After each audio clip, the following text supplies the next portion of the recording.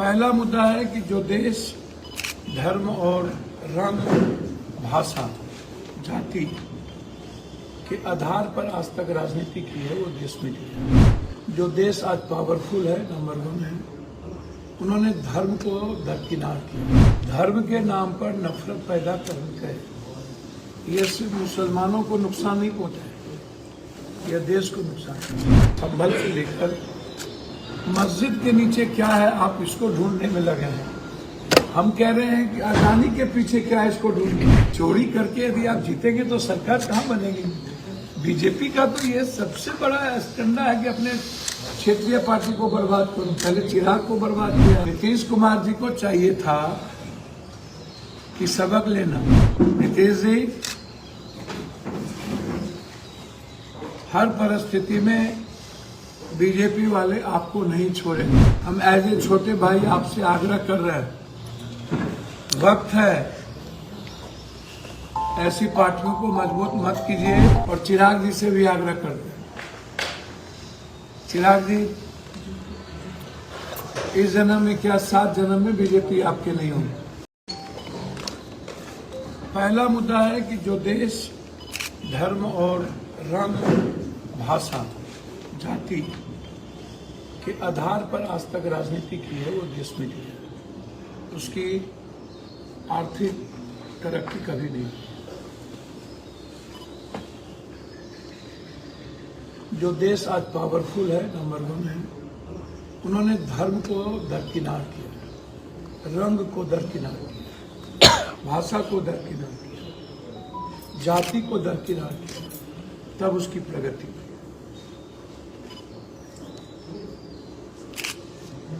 धर्म के नाम पर नफरत पैदा करके ये सिर्फ मुसलमानों को नुकसान नहीं पहुंचाए, यह देश को नुकसान पहुंचाए, देश की प्रगति को नुकसान पहुंचाए, देश के सौहार्द को नुकसान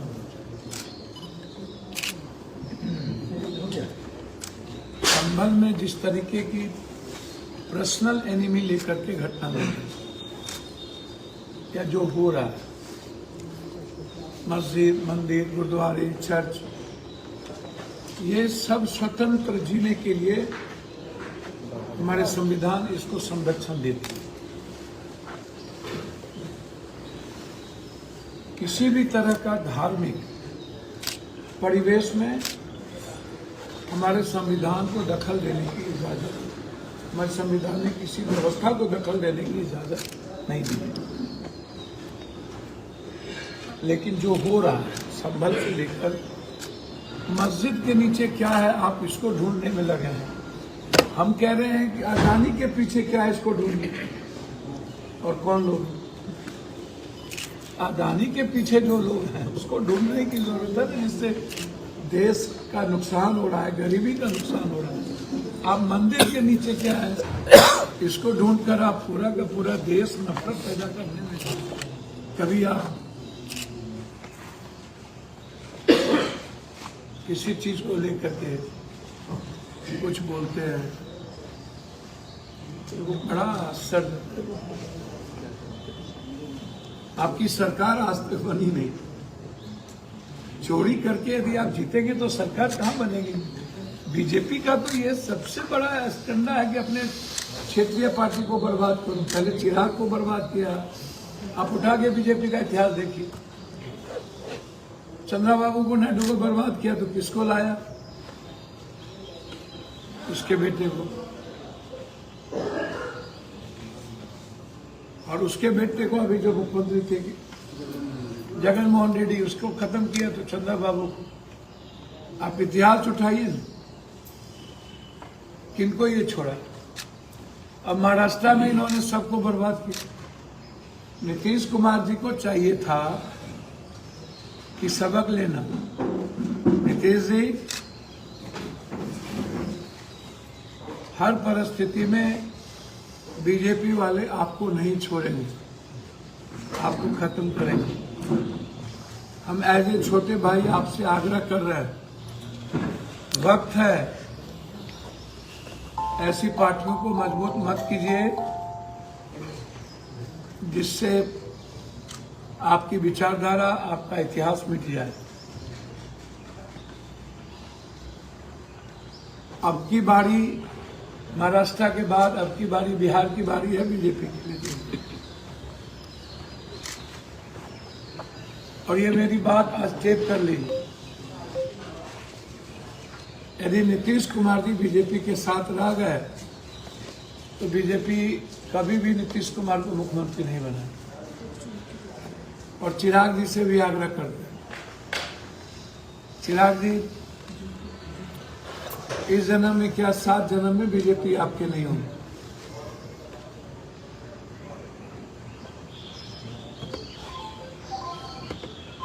इस बात का ख्याल रखिए, जब तक आपकी जरूरत है तब तक ही बीजेपी आपके साथ है। इसीलिए ढूंढने की जरूरत है हमको, अदानी के पीछे क्या है और ईवीएम के पीछे कौन है। ईवीएम और अडानी के पीछे कौन कौन है, इसको ढूंढने की जरूरत है। एक दूसरी चीज, जीएसटी कमिश्नर, डिप्टी कमिश्नर जो यहाँ है, डायरेक्टर क्या है, चीफ जीएसटी हेड जो यहाँ बैठते हैं, पूर्णिया, ये आतंक बना रखे हैं व्यापारियों को। इसके खिलाफ हम सदन में मामला उठाएंगे।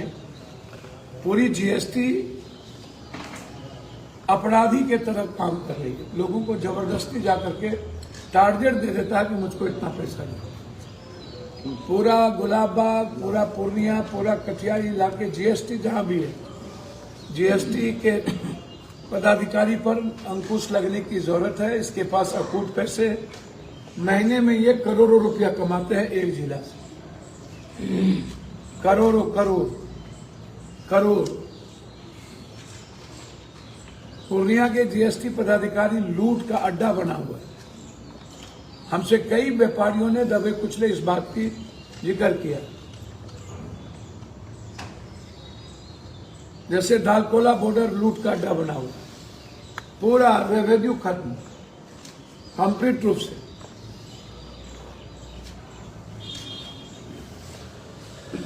तीसरी चीज फिर मैं अपील करूंगा कि हर कीमत पर स्मार्ट मीटर आप नहीं लगाइए।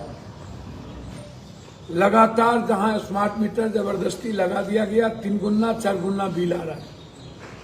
सबसे बड़ा बिल 4 गुना, कहीं करोड़ रुपया, कहीं लाख, कहीं 50,000, कहीं कुछ।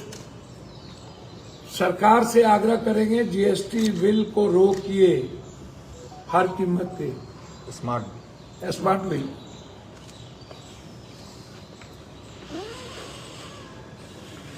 हर परिस्थितियों में स्मार्ट मीटर को इस बिहार में हम नहीं लगने देंगे और इसके लिए सदन और सदन की पूरी तैयारी है मेरी। आज अनुश्रवण निगरानी कमेटी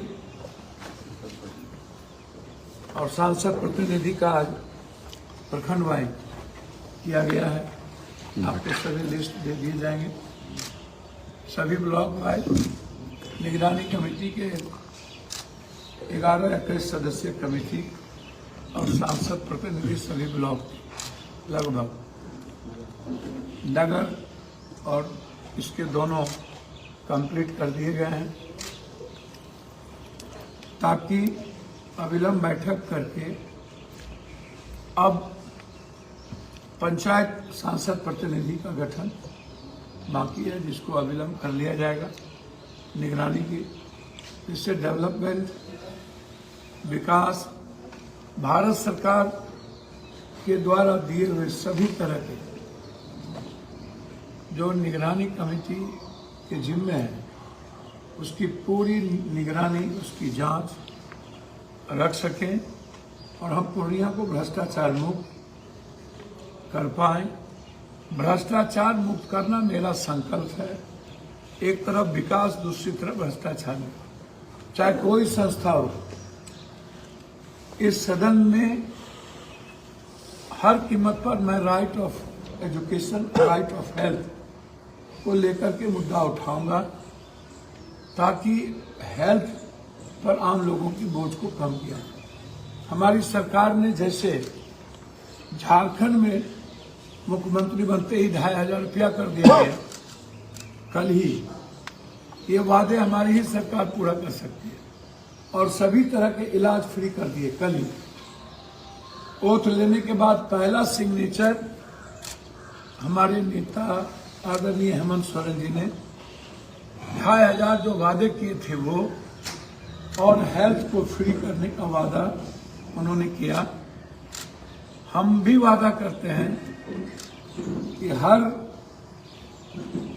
बेरोजगार बच्चों को 6000 रुपया महीना जब तक रोजगार नहीं होता, हर महिलाओं को 3000 रुपया, और हेल्थ बिल्कुल जांच और उसकी फ्री करने का जो मेरा निर्णय है उस पर हम आगे बहस करेंगे। लगातार सदन में ये मामला उठेगा, इसीलिए यह कमेटी को बनाई। धन्यवाद। सर एक तरह से शिंदे ने जो है आप समर्थन कर दिया है बीजेपी से, जो है वो जब चाहेंगे तो हम। देखिए, शिंदे जी समर्पण नहीं किए हैं। शिंदे जी को इन्होंने ईडी सीबीआई से डरा दिया। उनके शिंदे जी के टोटल इनके पास वीडियो। शिंदे जी दलित के बेटे हैं, और दलित के बेटे के प्रति, दलित के प्रति, आदिवासी के प्रति, मुसलमान के प्रति इनका कोई आदर नहीं। यह देश में दलित आदिवासी को हमेशा बीजेपी लठियाती है, और ये प्रमाण एक बार नहीं कई बार देखा गया है। चिराग को लात मार के हटाया गया था, फिर शिंदे को हटाया जा रहा है, और डरा करके हटाया जा रहा है, समर्पण नहीं। अब बिहार में चुनाव होने वाला है, जिस तरह आपने झारखंड में हेमंत सोरेन के साथ मिलकर सरकार बनाई, क्या बिहार में भी युवराज के साथ मिलकर बिहार में हमारी सरकार बनेगी। कांग्रेस के नेतृत्व में सरकार होगी, और कांग्रेस हर कीमत पर बड़े भाई की भूमिका निभाएगी। राजद की क्या भूमिका रहेगी? कांग्रेस हर कीमत पर बड़े भाई की भूमिका निभाएगी।